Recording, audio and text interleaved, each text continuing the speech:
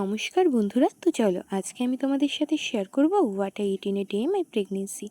তো আজকে সকালে আমি খেয়েছিলাম প্রতিদিনের মতো কিছু ভিজিয়ে রাখা ড্রাই ফ্রুট, তারপর খেয়েছিলাম দুটো বিস্কিট, আর আজকে না সকালে খেয়েছিলাম ম্যাগি, যেটা আমার খেতে অনেক ভালো লাগে। তারপর খেয়েছিলাম আমার মায়ের হাতের বানানো কুলের আচার।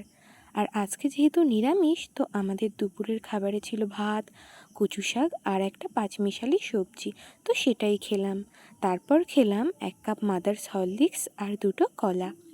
বিকালে খেলাম আমাদের ঘরে পাতা 1 কাপ টক দই আর 1 গ্লাস আখের রস।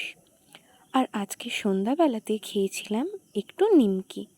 আর আমার না অনেক গরম রসগোল্লা খেতে ইচ্ছা হচ্ছিল, তাই দুটো গরম রসগোল্লাও খেয়েছিলাম। আর আজকের রাতের খাবারে ছিল মুড়ি আর সিঙ্গারা, কারণ আমার আর অন্য কিছু খেতে ইচ্ছা করছিল না, একটু মুড়ি খেতে ইচ্ছা হচ্ছিল। তো আজকের মতো টাটা।